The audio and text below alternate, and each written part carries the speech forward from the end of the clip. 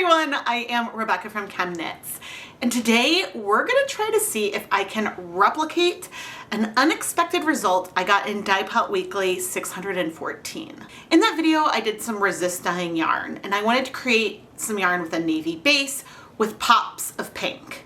So I kettle dyed into the navy and then removed the resists, added the pink, and steam set that yarn. Somewhere between adding the pink and removing the yarn from the steamer basket, my navy color turned gray with bits of brown. That navy pigment, some of the pigment in there seems to have degraded. And the thing about this that's particularly peculiar is that if I compare the navy background yarn to the pink background yarn that had some of that navy stock as the pop of color, that navy still reads navy. It doesn't read the more grayish blue that we ended up with. Now, I am not the first person to experience something like this with Dharma's dark navy. However, I use this color all the time, and maybe this is only the second time I've ever had an issue with a navy shifting a little bit rust colored. And the feedback I got from a lot of other dyers sort of aligns with my hypothesis in that it's the total amount of heat that causes the issue. And so we're gonna dye with the same, actually it's still the same batch, the same dye stock of Dharma's Dark Navy Acid Dye. We're gonna dye some yarn. We'll kettle dye it, and then we'll do a double process. Maybe we'll do a regular length double process and an extended steam for the third skein. And we'll see if we can feel a difference between these colors in the end to know, was it a bit of a fluke or what? The yarn we're dyeing today is Knit Pick Stroll fingering weight yarn. This yarn is 75% superwash merino wool, 25% nylon. And here I am adding some zip tie resists onto the dry yarn, which I'm doing because this is what I did for the project where I had the issue. And yes, this is going to introduce some more tonal variation into the yarn, but this is also where I started to hesitate because I could do this project without going through and adding the resists and removing those resists and doing all that rigmarole. But then I'm not replicating the former project exactly, and I don't have enough dye stock to do things both ways. And I really want to do this project to see how much we can push. So I'm on the fence, and I've pre-soaked yarn without the resists. I have this yarn with the resists that I went and pre-soaked in plain tap water with no acid. We'll see which way we go. All of the yarn pre-soaked for at least an hour in plain tap water with no acid. And yes, a lot of my zip ties broke. I'm gonna make a short about that. The star of our show today is Dharma's Dark Navy Acid Dye.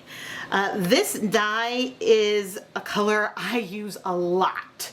And this dye stock I made on November 6th, about 1.5 weeks before I filmed the last video. And I've used it for some other videos where I did not see this issue. But those videos weren't a double process where the yarn went into heat twice. Oh, and today is December 17th. So maybe it's 5 weeks old at this point.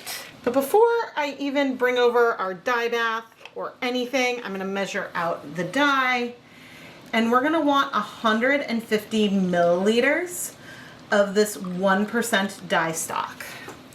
So a 1% dye stock is 1 gram of dye dissolved in 100 milliliters of liquid. And so 150 milliliters would give us 1.5 grams of dye, which we'll use to dye 300 grams of yarn. And I still have a little bit of this left. So in theory, we could do some other tests someday, maybe on mini skeins, but I have enough dye to do this recreation attempt once. In this pot, I have 24 cups of water. I'm gonna add all that dye we just added. Now, as dye stocks get older, sometimes some of the dyes can crash out of solution, meaning that they're not really dissolved anymore. And so sometimes I've seen at the very end of a dye stock that things may feel more pigmented. That isn't something I've seen with navy, but I do want to bring it up just in case. And I absolutely could do a recreation of this project in the future using dark navy dye. It just won't be the same dye stock. And so using the exact same dye stock that I had is a variable I can keep consistent. It's just the length of time from when it was made is different. But I use dye stocks much older than that all the time. Okay, 24 cups of water, 1.5 grams of dye. All right, we have no acid in our pot. I have removed our yarn from the pre-soak. I'm gonna give this a nice stir with my tongs. And now I'm gonna bring over the yarn. Now I always wear safety glasses when I am dyeing yarn, but it is especially important when you're using zip tie resists because they have the chance to fling color. Okay, so I think what I did last time, and I know I need to add 6 tablespoons of white vinegar. And I'm again trying to do this as similar as I can. We're gonna do 1, 2, 3, 4. Trying to add and stir. Okay, 4 tablespoons of white vinegar, but I want to add 2 more.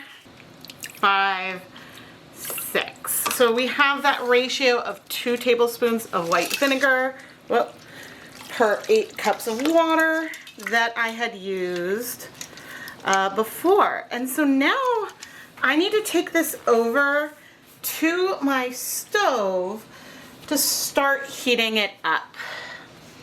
And so that is what I'm gonna go and do. Oh man, I set a timer for 30 minutes. I have the heat on high right now because I'm on my biggest burner.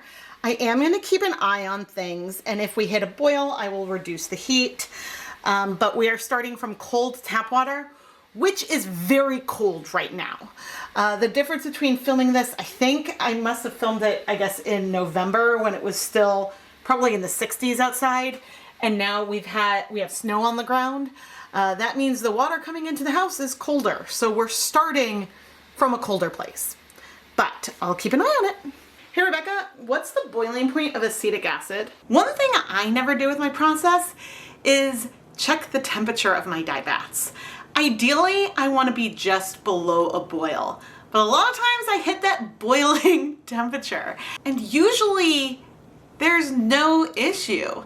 And in fact, we know that our navy dye was in the immersion pot for at least an hour with heat, and so last time, and so I don't know. And so it's possible that there's a variable with the temperature of the dye bath that I'm just not controlling for, and we may not be able to replicate the results. But in theory, in the steamer basket, I think steam can't get hotter than the temperature of boiling water. So there's like a limit of how hot that will get. But again, I don't know. We'll just have to see if this works and if we learn something. One of you shared the following anecdote with me. The dyer set up a double boiler to dye self-striping yarn with jars in a water bath. There's a little bit of yarn that would get steamed that wasn't within the jar above the surface. This dyer noticed the navy shift that was exposed to the steam, but not the one that was within the double boiler in the bath.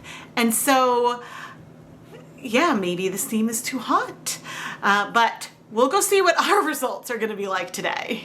Okay, my timer is about to go off, but I wanted to check. Okay, our dye bath is actually almost completely clear. Now, we did not get that hot, which, I mean, I guess is fine for our point of control, because I was like, gee, it feels like this is taking a while to heat up, and I kind of want to do something a little bit differently from what I did last time, just because I feel like we're not that hot.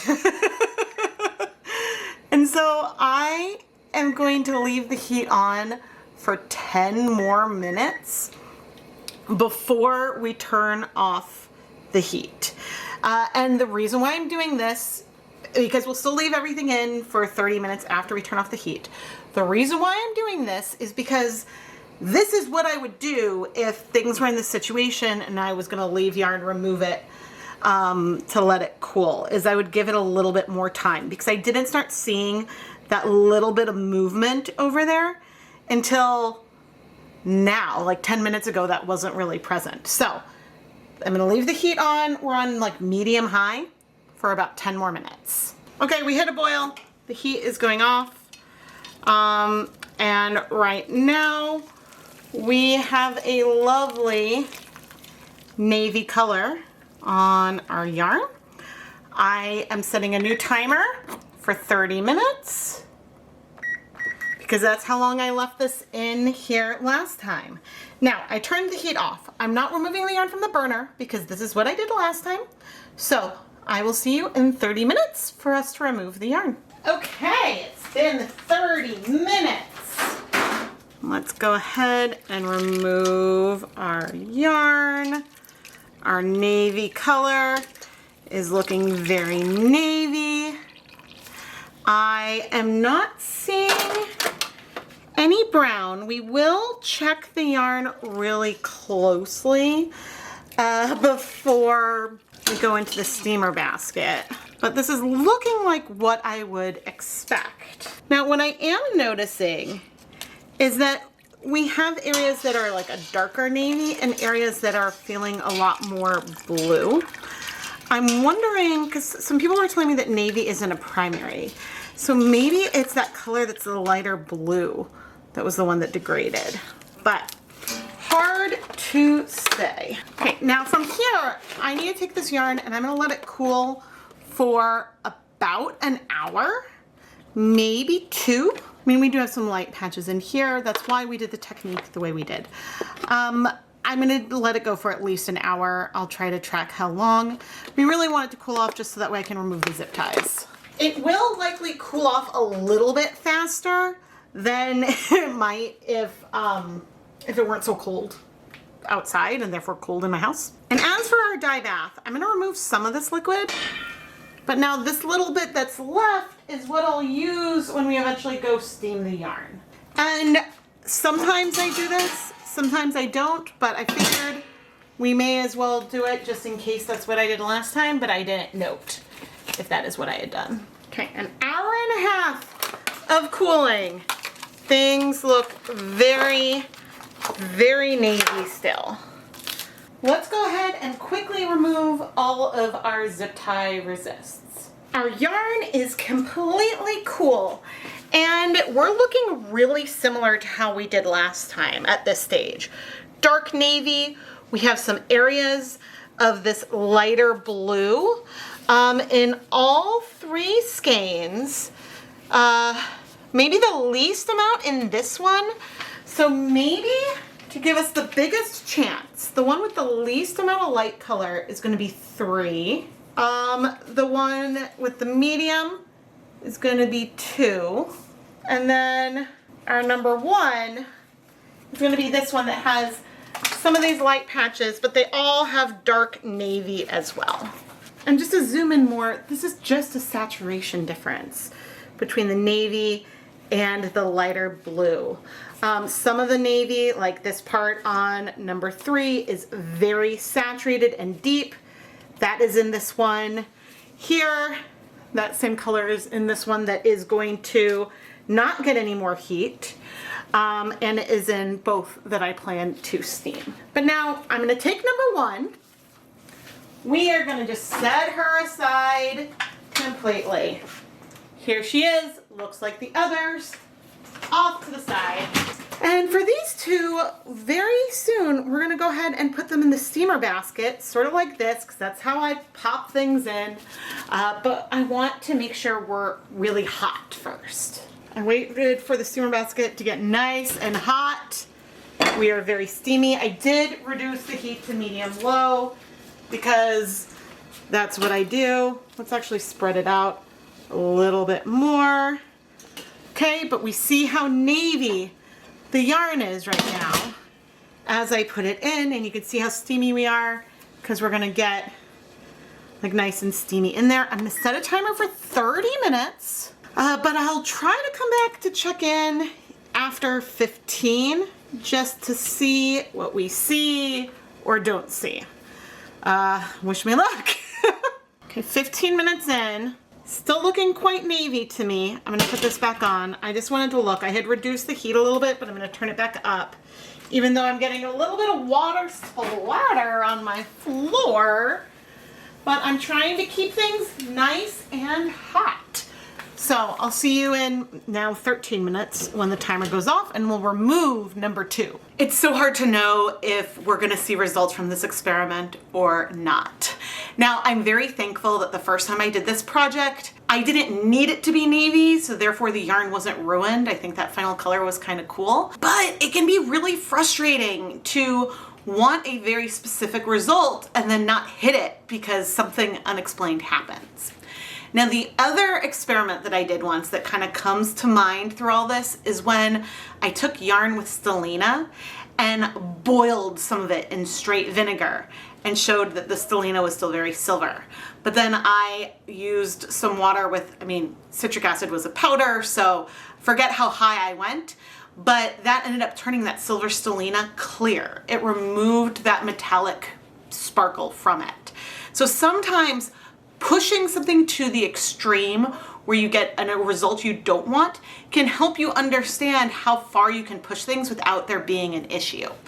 And I'm willing to take those risks, so please subscribe and turn on notifications so you never miss a new video. But now let's go see what happened to our yarn. Okay, as we remove some of our yarn, I realized about one other variable. Our pot is getting less and less crowded.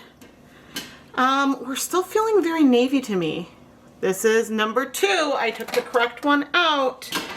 I am going to rearrange number 3. I can't tell if it's getting less vibrant, but we're going to turn the heat back up. I think originally, I don't know how long I was going to go this next time, but I'm going to set a timer for 30 minutes, so it'll have an hour of steam, which is more than what we did last time.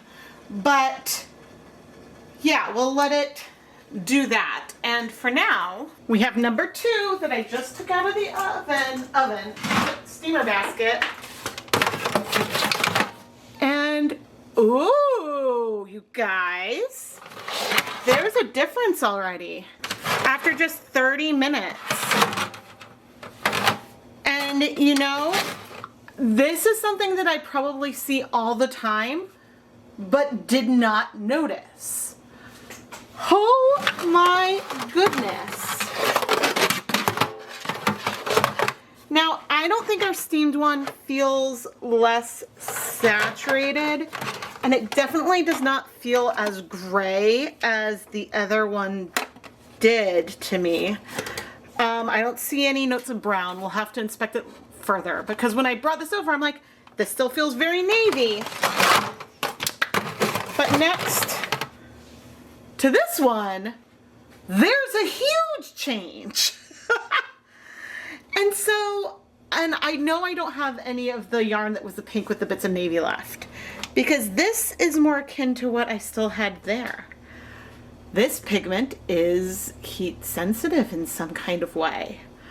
Oh my gosh. Okay, we're gonna let this one go because we already have a big difference here. Oh my goodness. I filmed a lot of voiceovers at the beginning to insert in, and who knows what I'm using now, Rebecca.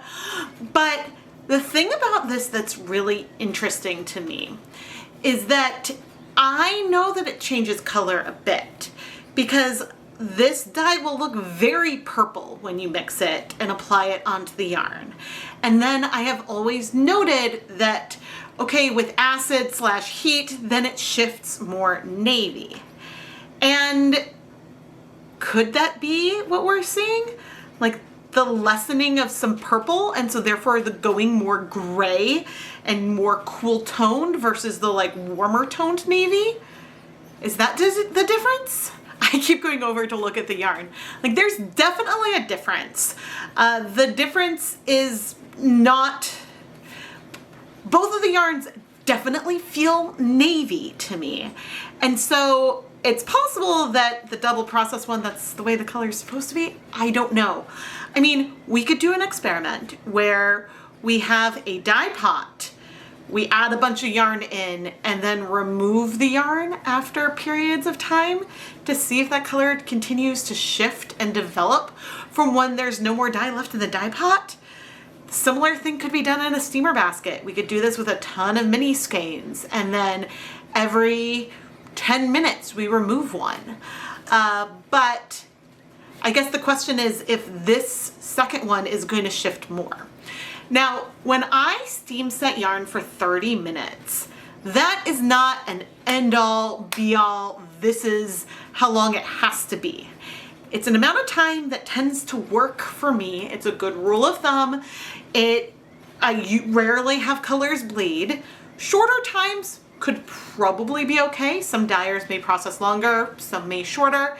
But yeah, I think that this is something, this is not the only pigment that has some dependency on heat. But the question is, at what point do we push it too far?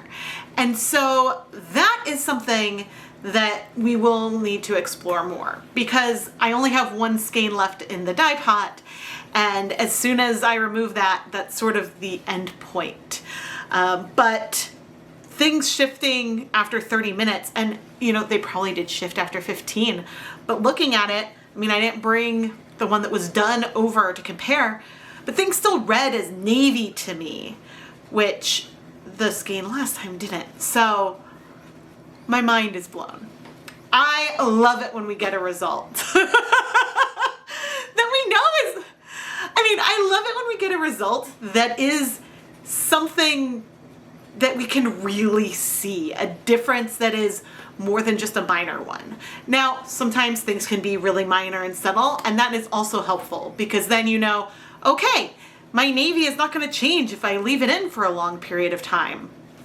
But yeah, I think that, oh my gosh, you guys, I'm going to make things so complicated for myself. Another way that we can go and play with this, all right, is to do the experiment that I mentioned, where we have the yarn in the steamer basket and remove at different points of time. But maybe what we should do instead of having it be a double process, hand paint the yarn and do this as a single process comparison. Oh, we could do it on a single skein and add more color after, no, that's too complicated. Add color after time points. I'm just spitballing lots of ideas here, but there's many ways of things that we could do that could help us learn more about the effect. How useful that is, that I don't know.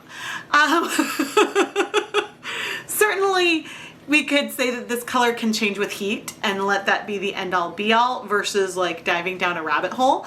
But if you want me to go down a rabbit hole and spend a lot of time trying to play around with this, subscribe for one, turn on your notifications so you never miss a new video, and yeah, leave a comment down below. The camera wasn't rolling. This is after an additional 30 minutes. I'm gonna turn off the heat because what you just missed, and I'm looking at it and it feels like navy-ish to me. This is the yarn that I removed 30 minutes ago. So we are absolutely, unquestionably grayer. Ooh, and I start to see now, I see a little bit of hint of brown. Ooh, definitely brown there. Oh my goodness, we recreated it. We recreated it. This is definitely more gray, feels less pigmented. These are both the ones that were in the steamer basket. I'll lay it out all properly once they cool, but then here is the one where we started, and each one is different. I am amazed. Oh, because so many times I will leave things in the basket, in the steamer basket longer, because I'm like, okay, like it shouldn't really matter. And for most colors, I don't think it does. But guess what? we found one where it does. And I might have been seeing this more than I thought, just not noticing. Now, I'm gonna hop in front of the camera. Okay, the logical next question is, does it matter the total amount of time of heat that you have on the yarn? Or is it the double process, the steamer basket versus immersion dyeing? And so, gosh, I don't know. And is it having the steamer basket on high versus if I had it on low? So it was warm, but not quite as hot. I don't know. We could design a lot of experiments that I was babbling about before to try to figure this out, but we have confirmation that it's the heat. Which, like, I know we knew from anecdotally the stories of other indie dyers and my gut, we knew it was the heat, or we hypothesized it was the heat, but the amount of time in the steamer basket, or none at all, is the only difference between these 3 skeins of yarn. Everything else was the same. And so, you guys, I love something that we can analyze. But anyway, let's let everything cool so then we can take a closer look. I was gonna go ahead and start washing things when I realized I needed to show the yarn together. 1, 2, 3, 0, 30 minutes, 60 minutes in the steamer basket. I mean, there's not a lot that I can say that I haven't already said. Here I have them laid out 1, 2, 3, and it does feel to me like this one is the most saturated. I know I have some of the less saturated areas showing up, but I'm wondering that there's been times when I've said, oh, I thought the navy was going to be darker. It's not as dark as I wanted. Maybe this is why. Let's put them in the correct order. Oh gosh. Like the difference, it's starting to get dark outside, so the difference I feel like will be a little easier to see once everything is like dry. But from where I'm sitting right now, there is a difference, a very clear difference between 1 and 2. However, if we then look at 3 is like so different, like a gray wash jean versus, you know, being a little bit less bright, a little bit more muted. So the difference between 30 and 60 minutes is way greater than 0 to 30. But let's go wash the yarn. I'm washing everything all together because I really don't expect, as I add in some dish soap, there to be color transfer between the different skeins. I don't think there will be bleeding or anything, but watch. I've had lots of surprises. I think that what I will do is once I hang them to dry, I'll just make sure that there's some physical separation between the 3 skeins. But yeah, I'm feeling like I really want to take a look at the saturation of all of them once they're dry, because I think that this is a degradation of a pigment. And by that, what I mean is that in the presence of acid, and we didn't use that much acid, but in the presence of acid and heat, the pigment, that molecule is breaking down and either shifting the hue, unless the gray is one of the pigments that's a component of the navy. Maybe the navy is like a brighter blue mixed with the gray, and that's how we get the navy. So something is either shifting so that way it is absorbing a different wavelength of light, or it is degrading a molecule to become like colorless and therefore shifting the color that we see, and so then we can see some hints of brown. But anyway, I'm gonna put this through my spin dryer, hang it up to dry, and we'll come take a closer look. Here is our dried yarn. This was just kettle dyed. This was kettle dyed and then steam set for 30 minutes. And then this one was steam set for 60 minutes. Now, we have the smallest difference between our 0 and 30, but there is still very much a difference. I'm trying to pick some of the more saturated sections. The navy is a little bit redder. It is cooler toned, slightly more gray after a little bit of heat. Still very navy. I'm not feeling any brown in this 30-minute sample, but different from the not double process sample. But the difference between 30 minutes and 60 minutes is staggering. And in the 60-minute sample, we've got those brown notes coming out. There are still areas that feel more blue, but I think it depends on the yarn that was more directly in contact with the steam. I feel really embarrassed because I think I have been observing this phenomenon for a long time without realizing what it was. Here's a clip from a video where I used actually what is the same dye stock of dark navy. I love that we have so much bright blue in here, and I love that we have the navy, like with the silk once it's dried, almost feels like a dusty gray blue, like a twilight gray kind of color almost, but the purples still pop. Now, when I originally dyed the colorway, the navy was very saturated and vibrant, and I think I assumed it was feeling more gray, even though it was under a blue there, because of the silk content, which makes things feel lighter. But what if, and things weren't on the heat necessarily that long, but what if part of the reason why the navy sometimes feels so pigmented at first and then feels less pigmented later is because some of that pigment is degrading? I'm just thinking back to every other time. I'm like, oh, I thought the navy was going to be more pigmented. And then it wasn't. Little things that, I don't know. And I pride myself as being observant and recognizing things to then explore further. And this was one where I didn't drop the ball. I just didn't notice. When I say I think one of the molecules is degrading with the heat, what do I mean? Between these two samples, you don't really see much of a difference, but this sample looks significantly less pigmented, less saturated than the others.